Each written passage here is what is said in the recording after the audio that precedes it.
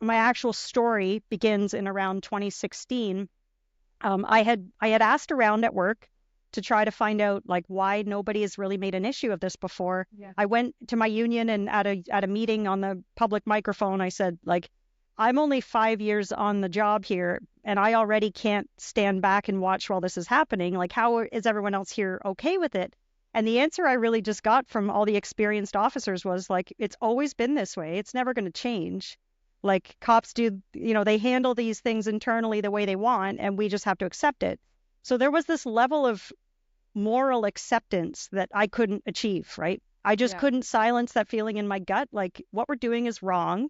And we don't know how many, people are on the job going home and abusing their families, right? Because we don't handle those investigations properly. There's probably abusers on the job, right, that are getting away with it. So what I decided to do, because I didn't have the support of my union, I looked at all the oversight bodies that the province had at the time, and there was no way for me to complain. Like, at the time, our provincial law actually prohibited me from complaining to the oversight body. There was a section in the law that prohibited a current police officer from complaining against their own service. It was ridiculous. But at the end of the day, I knew, like, this problem has to be exposed. And what would have been the consequences? Like, what are they actually saying, that you can't make a complaint against your own body? Well, this was just the way that the law was written. So recently we've had a complete rewrite of the policing legislation in Ontario. But before, it was the section that addressed police misconduct. And it says, if you witness misconduct or of misconduct, you can make a complaint to the independent oversight body.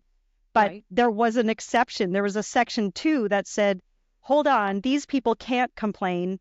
And in that list was police officer at the same service. They were clearly, saying that the chief gets to control everything that happens at the service. We don't want to hear from officers. The chief's going to maintain internal discipline, all that stuff. There is so much trust and power given to a police chief. But in this case, I knew that the decisions being made about these officers, when to investigate, when to charge, those all have to be approved by the chief.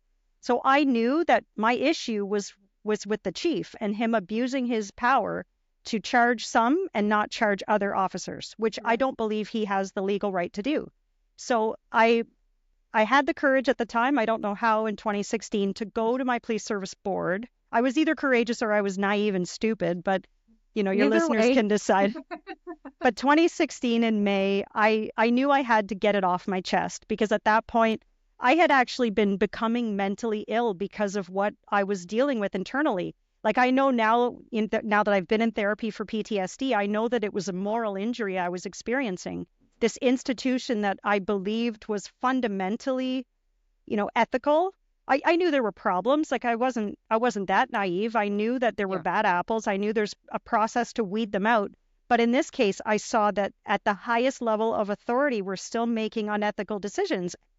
And that really did shock me. Like, it did shock me to my core to know that we were allowing this to happen. And out of 750 sworn officers, I was the only one that thought it was problematic and wanted to do something about it. So I went through a lot in that time.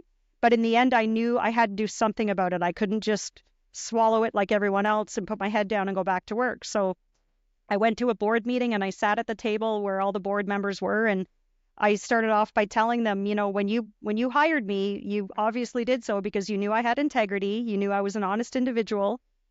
But, now that I'm here and I see the way things are run, I have a real problem with it. And I gave them enough detail to, I believe they were actually going to look into the things that I told them and perhaps, question the chief, or, maybe they'd want to meet with me to go over some things in more detail. But I spoke for 10 minutes, and at the end of the meeting, they thanked me, but they didn't have any questions. And I felt like a 2-ton weight had been lifted off my shoulders. But I did not expect what happened next. So I did that, delegation. Yeah. So you went to the board to present all of these things. That's like all of the issues. And your complaint was against the chief mainly.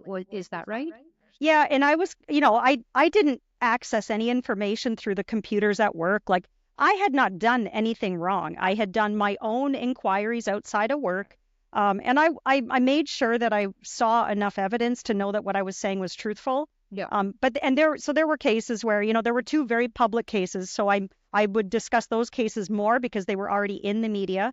There were two cases that weren't public, so I didn't mention any names. I strictly just spoke about instances where allegations were made. So I was trying to be careful, but I also knew that this was a matter of public interest and they had to pay attention and do something about it.